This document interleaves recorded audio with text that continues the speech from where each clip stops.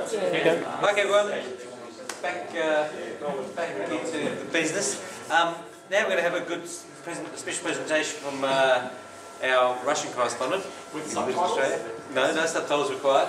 Igor Rozenberg, who's an resident expert on the Soviet/Russian space program.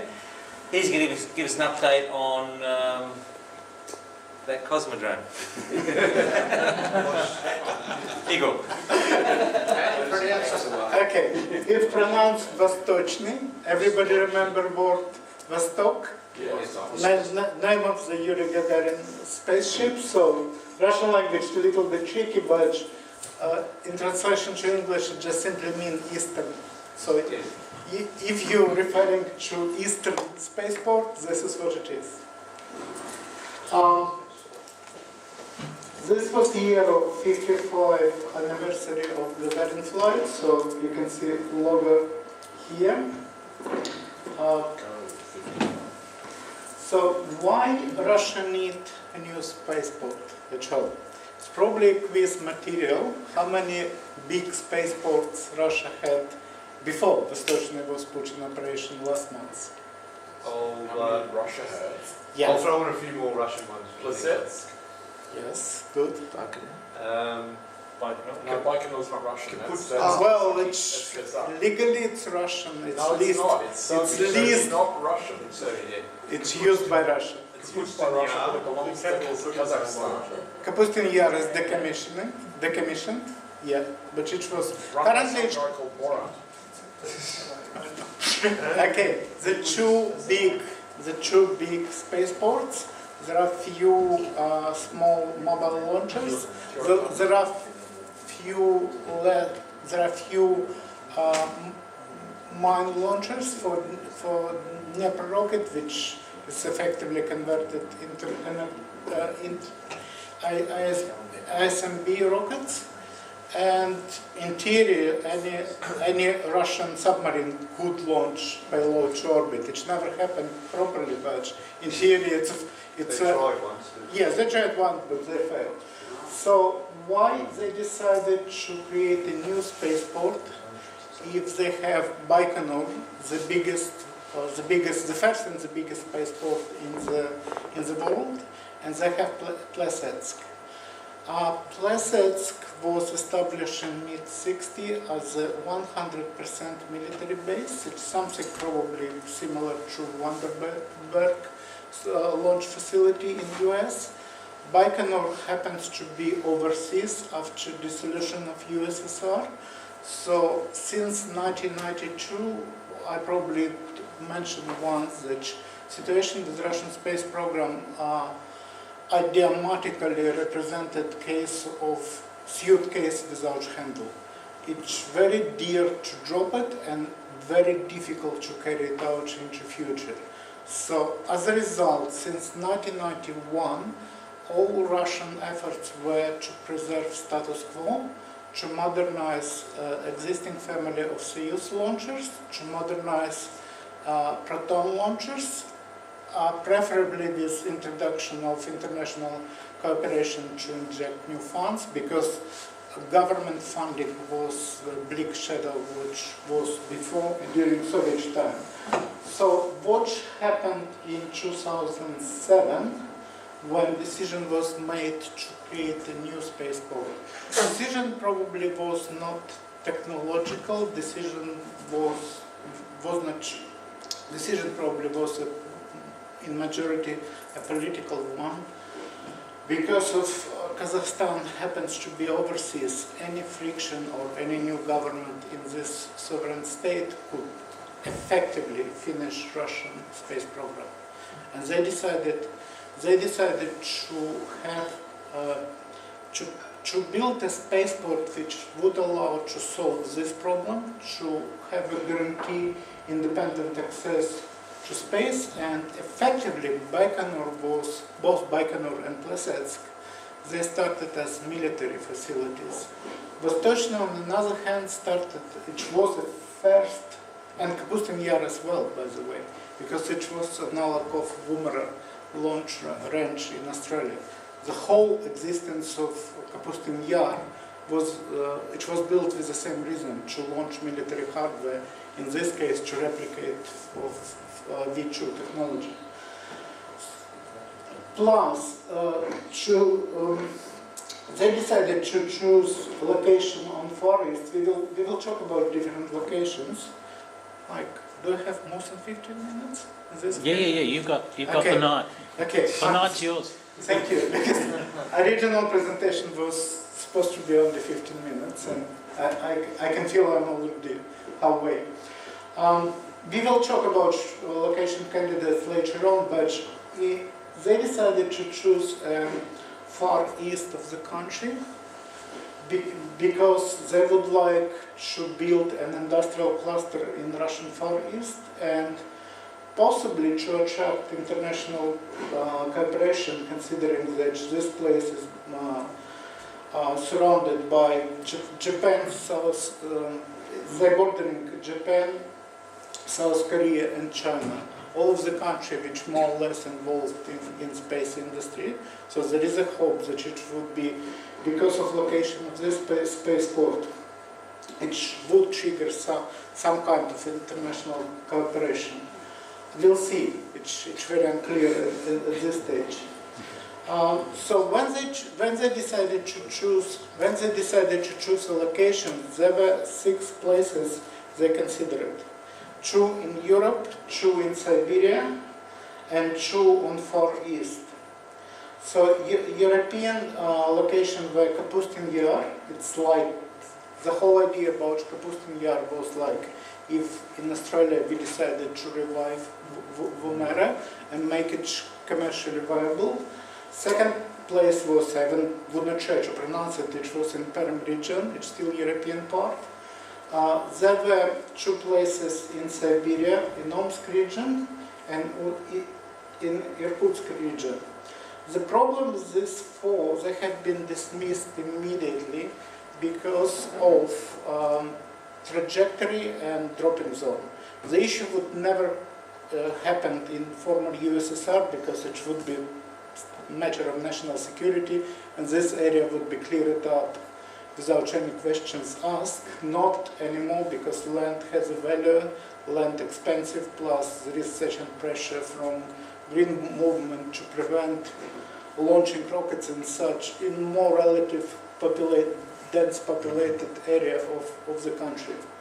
So in reality in 2007 they have 2 places.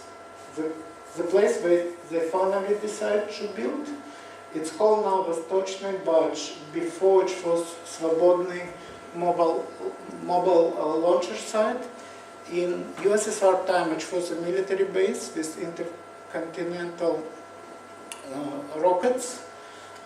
It was decommissioned after US and USSR signed agreement on limitation of strategic weaponry, but around 90s it was a place of location of solid rockets, converted military rockets, which delivered 6 times payloads, and 5 of them, I believe, they were commercial payloads for Israel in the same location. So this place has such a facility. Another place, Port Vanino or Sovietskaya Gavань, it was originally even in better favor because this was industrial cluster, plus the launch site would be on Pacific coast, which would make life much easier. It would not be any issue of drop zone if you launch into eastern direction. Unfortunately, what happened when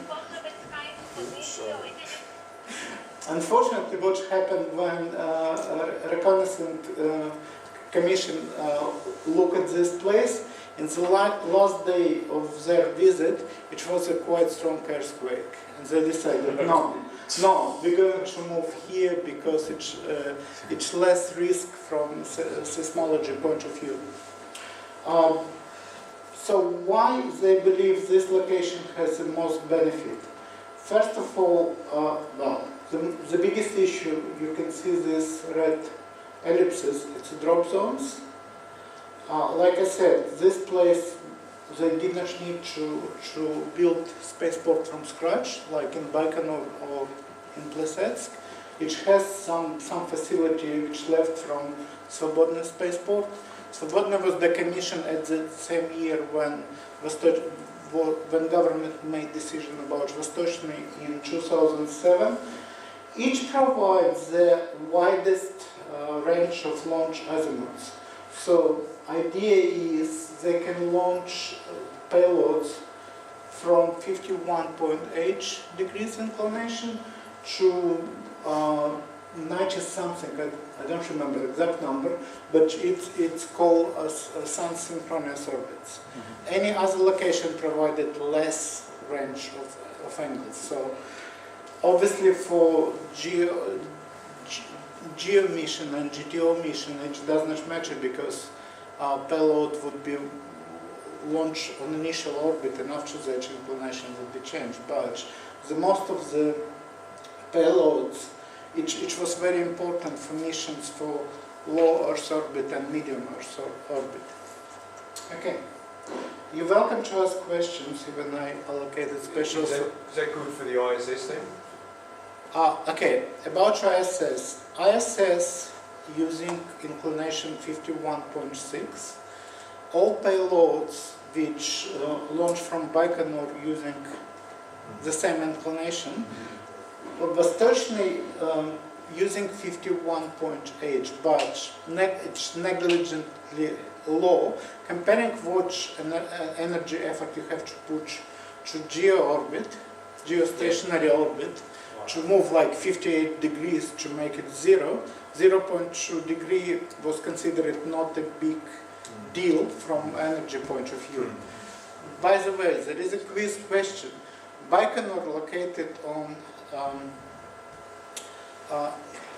latitude, yeah, 49 point, almost like 50 degrees, 47.9, I don't remember exact number, but the lowest inclination Russian used was 51.6. Do you know the reason? The reason is drop zones. If they use lesser inclination, stages would be dropped on Chinese territory. So they try to avoid this. And the downside is? What's the reason? It's not. It's downrange reason. But the downrange is North Korea. It just gets better. Okay. Any more questions? So is it the disputed Shetland Islands, is that going to have any impact on this? No, because Russia signed territorial agreement with China. You're talking about Chinese island or? Isn't it Japanese? No. It has nothing to do with it. The problem is, okay, Sakhalin is Russian. Sakhalin is Russian, but there are 4 islands with Japan claiming the flag. They took it after World War II from the Japs. The funniest part of Russian-Japanese relationship, they actually did not sign the peace accord since 1945. Wow. No, so it's still war. From international jurisdiction point of view, they did not finish state of war. That could be handy. Okay, moving on. And so is Korea. Okay, so this is on this side you can see. I'll try to show you about history. Sorry guys, I have to move around. So from 1996 till 2007, it was a place for mobile division which made successful 6 orbital launches. All of them has been done by commercial program. In 2007, after decommissioning Svobodny spaceport, or launch site, I'd rather say, because it was not fully functional spaceport, Putin made a government decree to establish a new space facility on Russian somewhere. At this stage, they did not know location. In 2008, Russian government committed to funding decision. I believe the story was that it was personal influence of Putin to do this, because Russian Minister of Economy did not like idea to spend so much money, but Putin insisted and it happened. In 2009, and you can see the slowness of the government bureaucracy. Only in 2009, it was the government order to start planning for construction. In the same year, PPTS is the code name for new generation Russian managed space transportation system. It's happened in 2009, and in the same year they had a tender for development of man-rated launch vehicle, which called Rus-M, to launch this new generation spacecraft. Currently it's called Federation. So in 2010 they have symbolic first stone ceremony in location which they finally selected on Vostochny, and construction started only in 2011. So consider timing. 2011 real construction started. 2015 spaceport was launch ready. 2016 first maiden launch. For Russian standards, it's a light speed. Obviously, it has probably more time, and we will discuss how long it was taken to build a launch pad during different time for different spaceports. But I can assure you, for this country right now, it's a light speed of execution, despite scandals, despite absence of general plan. Now, to add more complexity, spaceport started construction in 2011.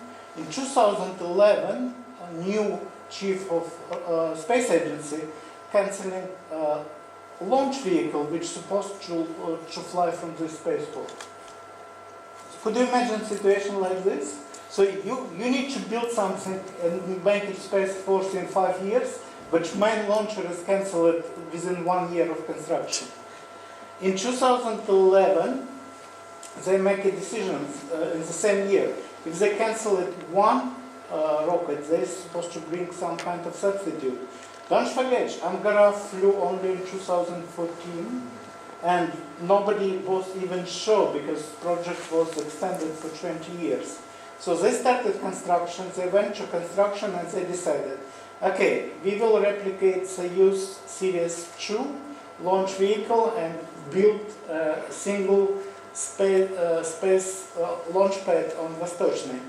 Obviously, this decision was influenced by success of European investment in French Guiana, because European from 2004 they approved creation of similar spaceport, launch pad, and in Vostochny they effectively replicated facility which they built in Kourou.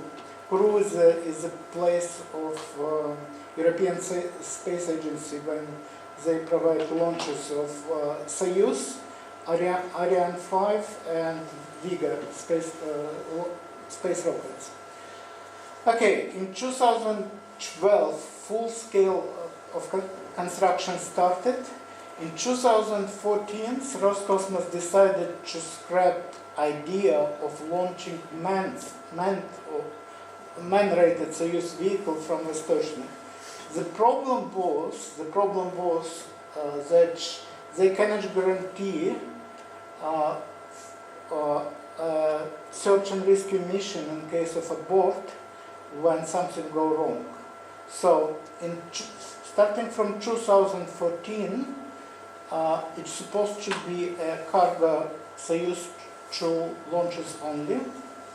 In 2014, Angara became Space Forces. They have 2 launches of small Angara, the light Angara, Angara 1.2, and the heavy Angara, Angara 5 from Plesetsk. Like I said, in 2015, stage 1 of the spaceport was technically launch ready. They little bit delayed decision to launch because they promised to make a maiden flight in December 2015. They were late only for a few months, and on 28th of April, it was maiden launch of Soyuz 2.1 configuration a launch vehicle. Unfortunately, 1 day later than it was planned. In this table, you can see what I tried to talk before. For each of the, at the moment, Soyuz Series 2 launchers operate from 4 different spaceports on 3 different continents. Baikonur and Vostochny, obviously in Asia, Plesetsk in Europe, and Kourou in South America. So, if you look at this row, it took 2.1 years to build launch pad for even not Soyuz, which was 2-stage rocket at that time, and before it was intercontinental missile, ballistic missile. In Plesetsk it took 3.1 years. In Kourou, from decision to first maiden launch, almost 6 years. But we can blame European bureaucracy on this. And in Russia it took almost 8.5 years. Obviously we're not comparing apples with apples here, because Baikonur and Plesetsk, which was unlimited funding from Department of Defense. In Kourou, it took a lot of time because of European Space Agency required a lot of groundwork in terms of paperwork, and there were only 5 countries who supported this project. Kourou and Vostochny introduced space pads with additional facility. We will talk about this. Both of them, only this facility have a mobile tower which can protect rocket from wet climate in Kourou and probably from cold climate in Vostochny.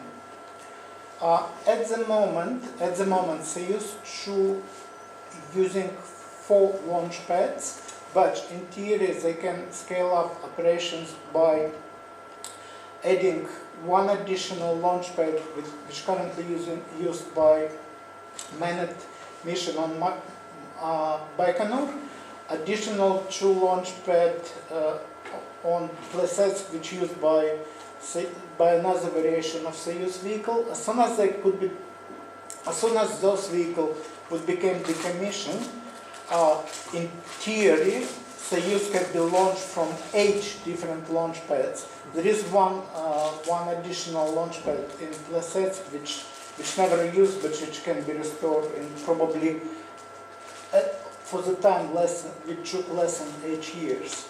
And there are some statistics. There were 17 of Soyuz 2 launches from Baikonur, 26 from Plesetsk, 14 from Kourou, 1 from Vostochny.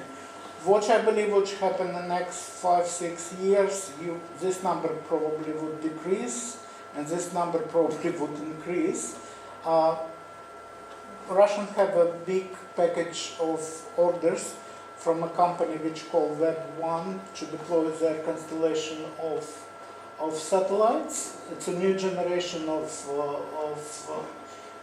internet, even named Challenge, probably internet satellites to provide internet services.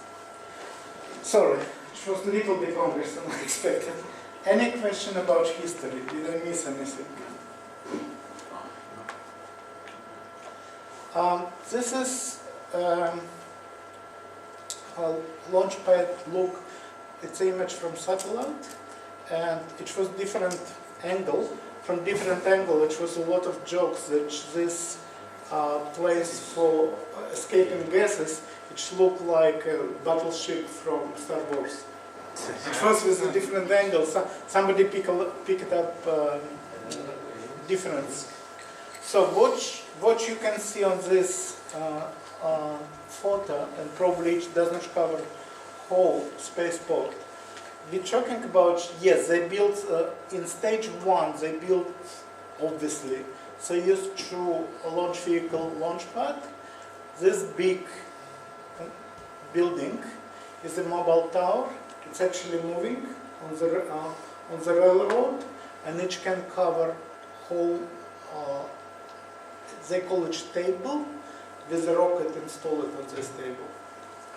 Okay, they have MIG, which is Launcher Assembly and Integration Building. In Vostochny they did something interesting.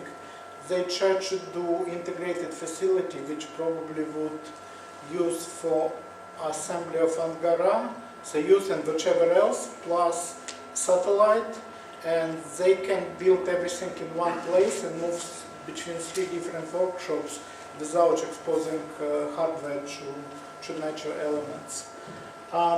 Obviously they have a propellant fueling station, meteorological complex, command and control center. They built railroad connection because Russian using horizontal integration of rocket, and they delivered all parts by railroad. Sewage treatment plant because they're using a lot of water during the launch, just to make sure that flame doesn't go everywhere.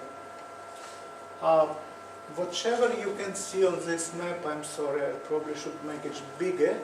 So watches, and it's in Russian, you need subtitles, obviously.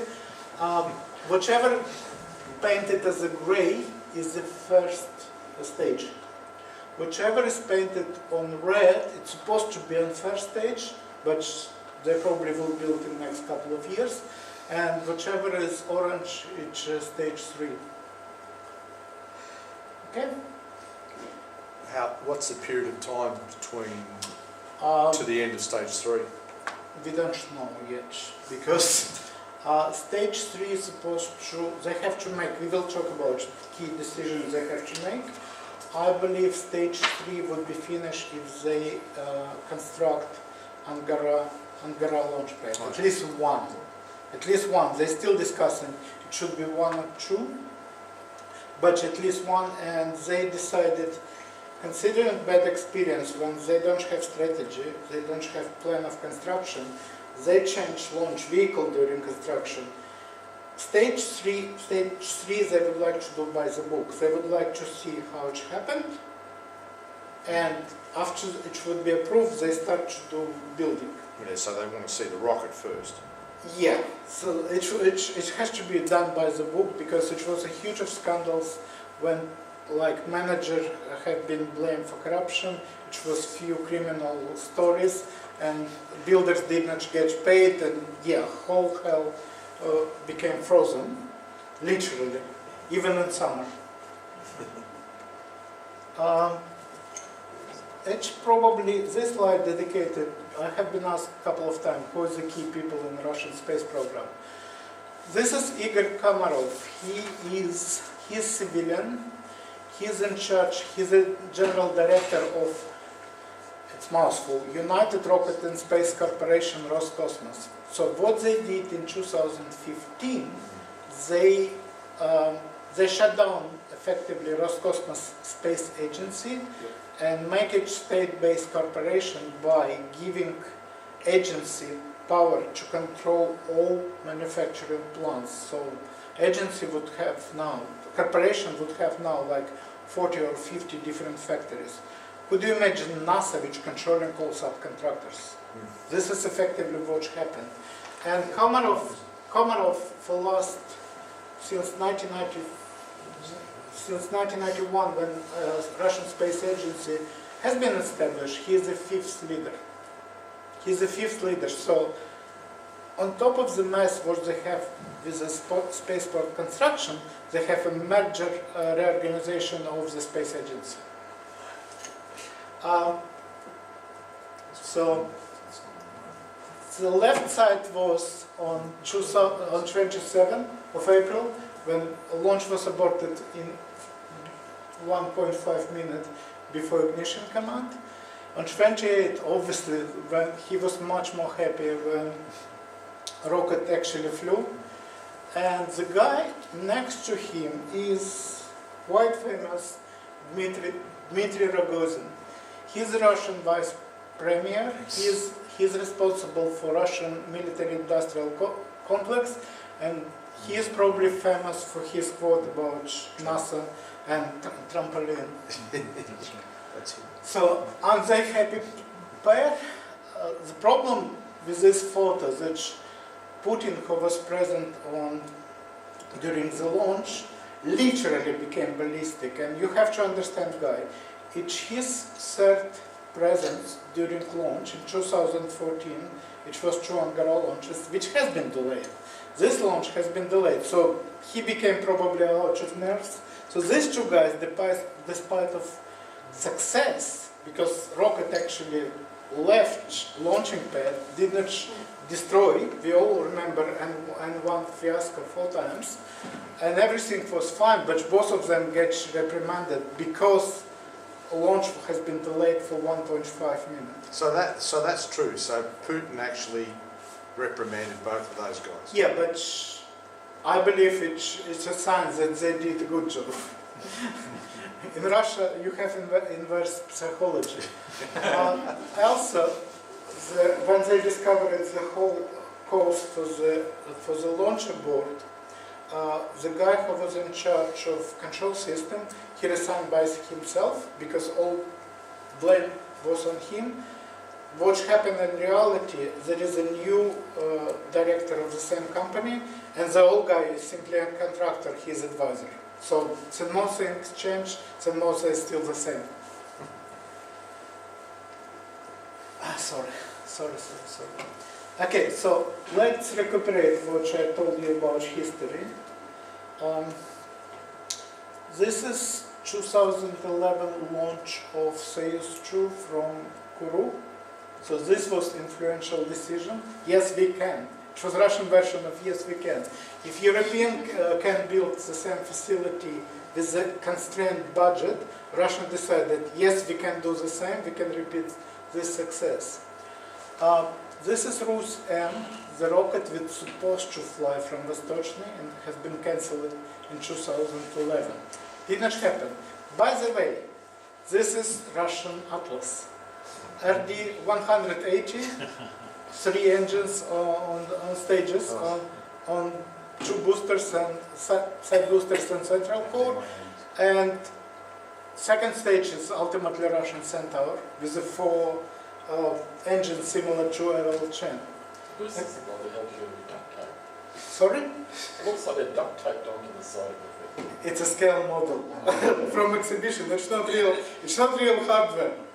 I probably should show you a picture when Guy assembles this model.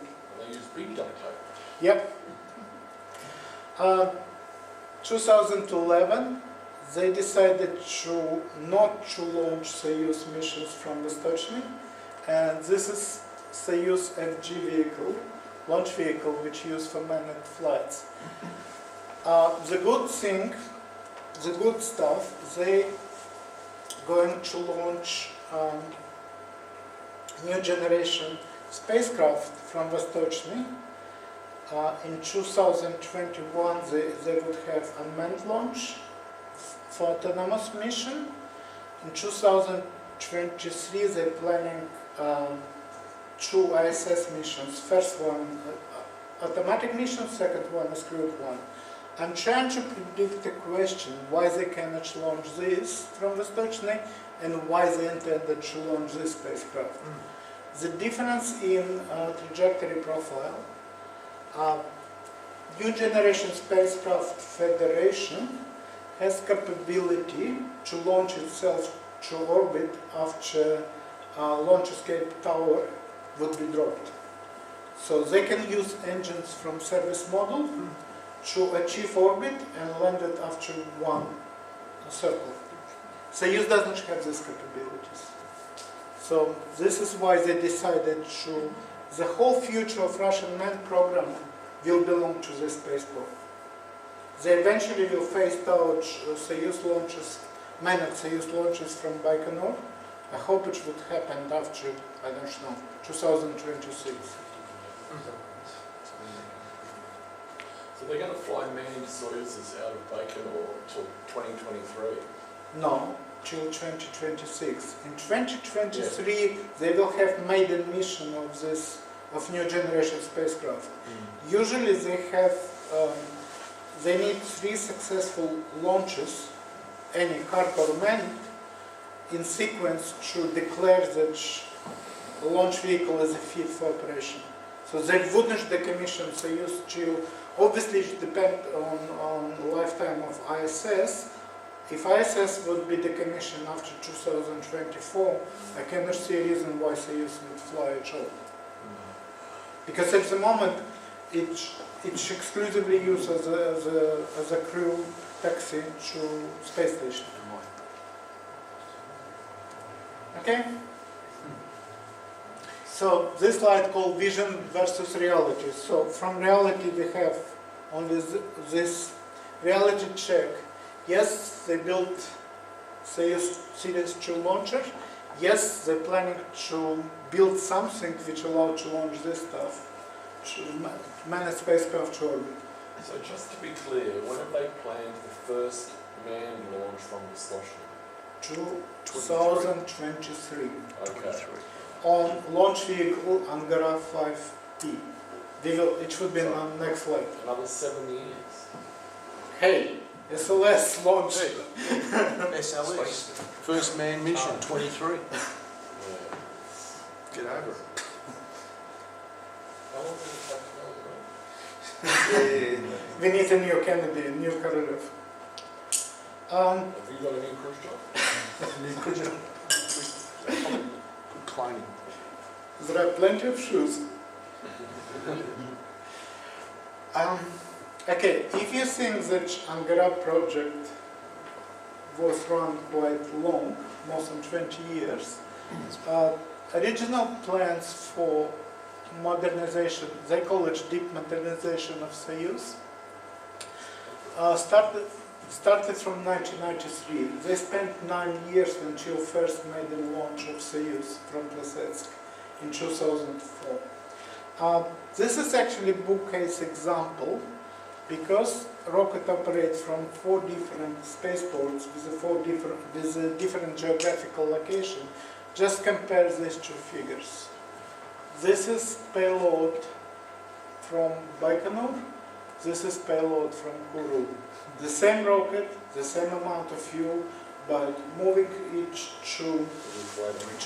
closer to equator have significant impact on payload capability in terms of how much you can put on orbit. If you look at geostationary orbit, it's even more. Look at this number. Soyuz 2 series include 3 different rockets. So it's called, they have designation Soyuz 2.1A, Soyuz 2.AB, and Soyuz 2.1V. Soyuz A, configuration A and configuration B sharing the same first and second stage and only different by third stage. Soyuz configuration B does not use any side boosters, and it's using engine NK33, which orbital decided to ditch. It's the same rocket which is supposed to fly for Russian moon rocket. Okay, manufacturer, Rocket Space Center Progress, Samara. Okay, I would not delay you and bore So you. people say that they're actually going to fly geo missions out of Vostochny. Yes. 500 kilograms. Yes, it's a light. It can be used as a light. Don't forget this rocket. Small payload, and it's using all your energy to change inclination, basically. Yes.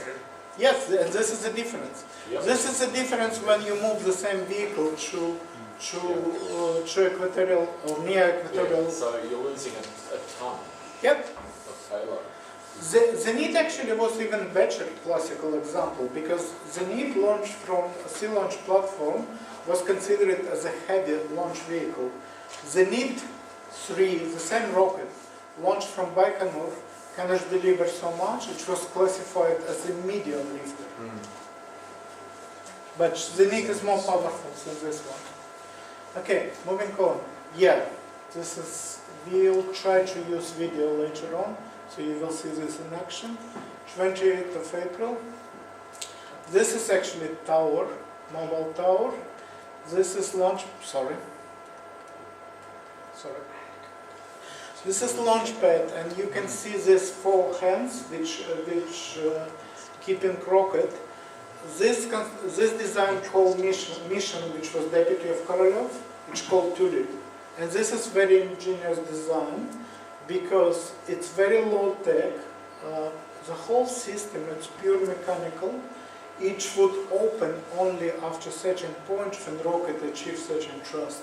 So at the moment when thrust would exceed certain threshold value, it's open. They didn't have any problem with this system for almost 2,000 launches they have. And it's quite ingenious low-tech solution which still always work. Okay. Payload for mission, it was not anything exciting about mission. It used 3 payload. Mikhail Lomonosov, which was astronomical satellite designed by Moscow State University, it's a big one. Payload 2, which was IS-2D remote sensing satellite, designed by Rocket Space Center Samara with students from Samara University. This is orange stuff. And third payload was even not shown here. It was microsatellite. Unfortunately, they failed to connect to it after achieving orbit. And this is Space Tug Volga. All of them has been launched on slightly different sun-synchronous orbit. Okay, the great future. The great future. Manned program. In 2023, like I said, Federation would perform a first manned mission, and will work with ISS, delivering probably crew. I'm not sure if they decided to put 4 people. They could put two cosmonauts for this trial. This would happen after only after 2 successful unmanned missions. First of them in 2021 without docking to IS, and in 2023 with docking to IS to International Space Station. Spacecraft actually is here.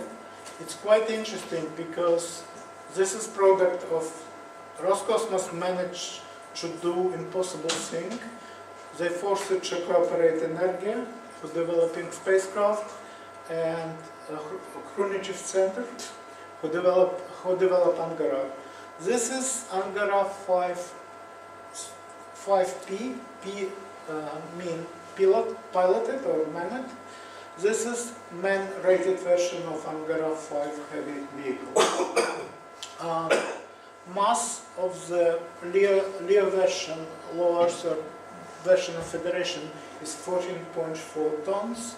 It has length 6 meters, diameter 4.4 meters, delta V capability 460 meters per second. It's just enough to get to International Space Station and back. It would provide payload to and from station 500 kilos. There are 4 cosmonauts, and endurance is 30 of spacecraft, 30 days in autonomous flight, and whole year docked to orbital station. Any questions? They're developing spacecraft till 2009. So, and Energia completed at this stage technical project. They started to build a real hardware probably from 2020. So they're developing assemblies, they're developing how to produce them, but we would not see real hardware till probably 2020. So the 2 bureaus are getting along now, are they? They have to. They have to. This is lunar version.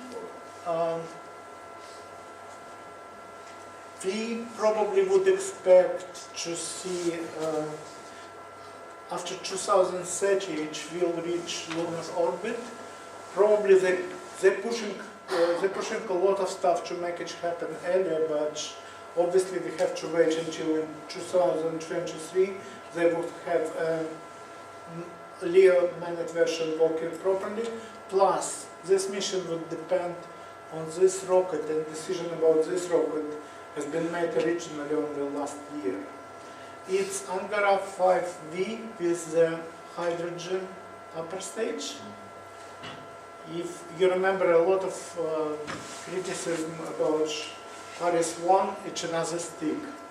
Just another stick. It's not look good from any air pressure point of view, but they hope that it will fly. It would require a full landing on the moon, it would require four launches, and because of this I personally believe one launch pad on Vostochny is not enough. They need to have at least two.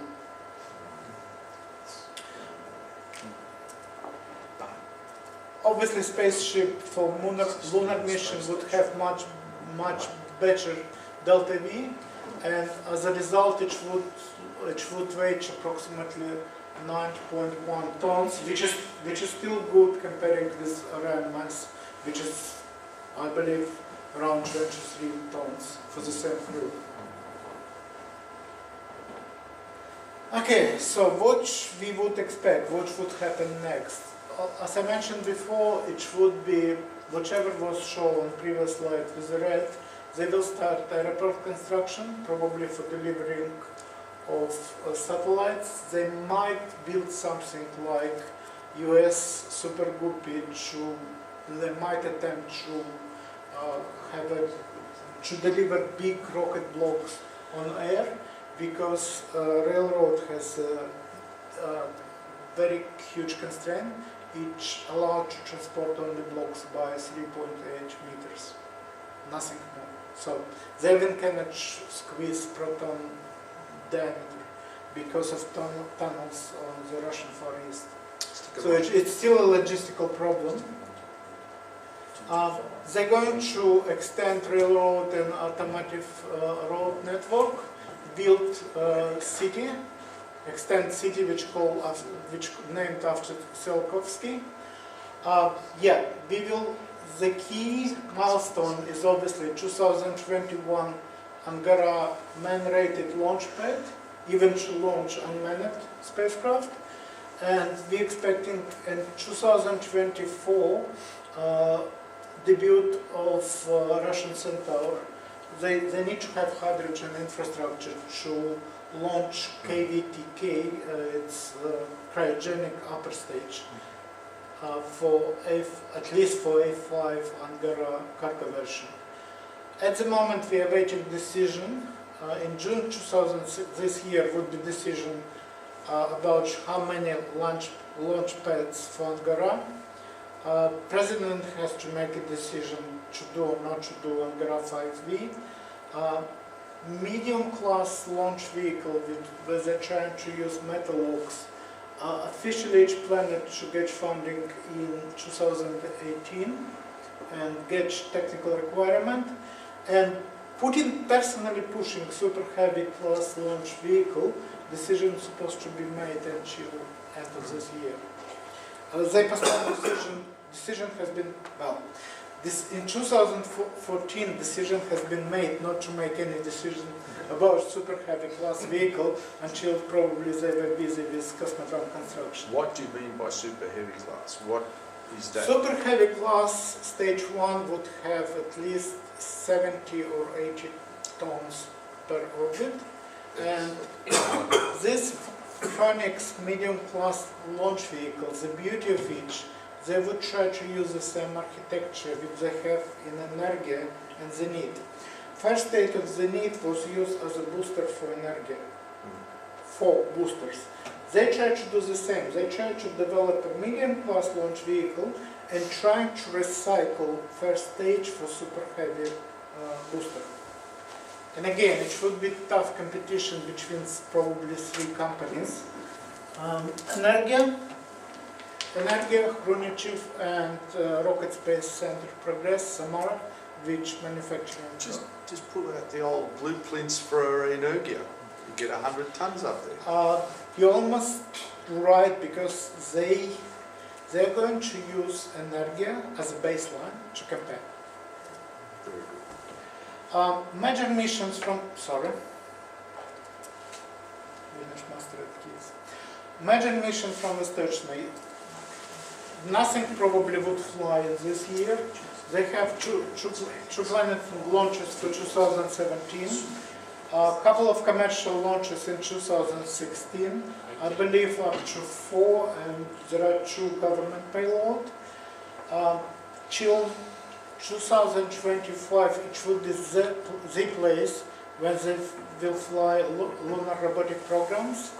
They had originally 5 spacecraft, but I suspect that 2 scheduled for 2 move to the right. Okay, questions? Video. Hang on. Video.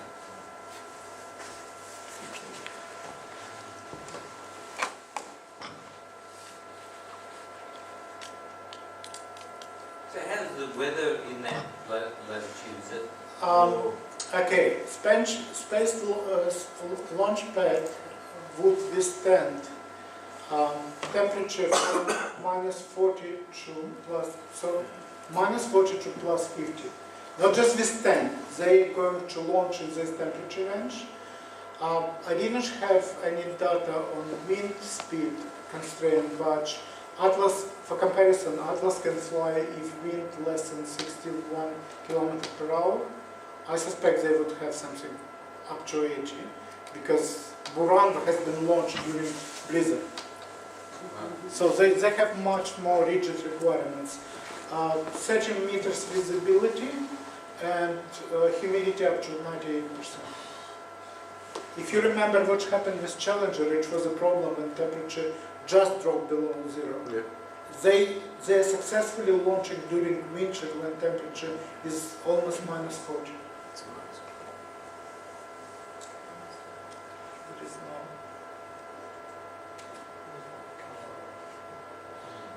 They managed to install web camera. People talk about and dream about this for 15 years.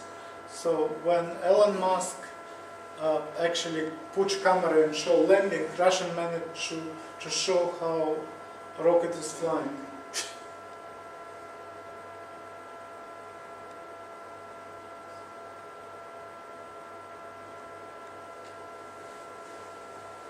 Very quiet there.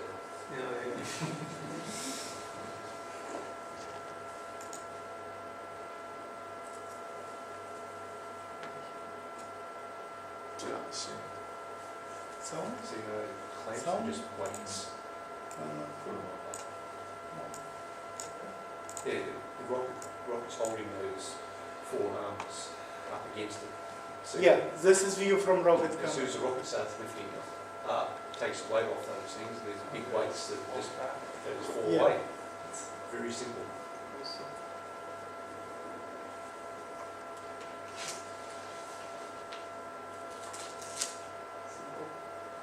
Yeah, works every time. So it's not mechanical, it's just It one. is purely mechanical. Purely So it's mechanical. purely, there's no power to it, they There's just. no hydraulics or anything. It's just There you go. yeah, how do they hold it down if they want to fill up fast? It's really a critical thrust. Yeah. It's an interesting space.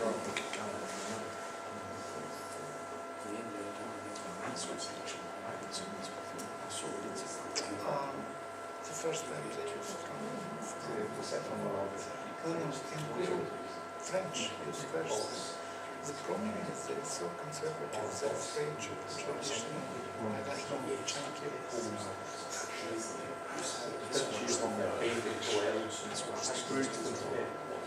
it's called Just doesn't bounce off the no, just on the ground. Yeah. So pulls these big bolts on. I can't remember how many there were. so they might But then, no, you got a box just to hold down so it doesn't leak off the. there is a central So there are 5 engines, there are 20 channels. Yeah. They spin. Very, You can see reason why Karlev didn't choose them. She went there. They're symmetrical, they're conical.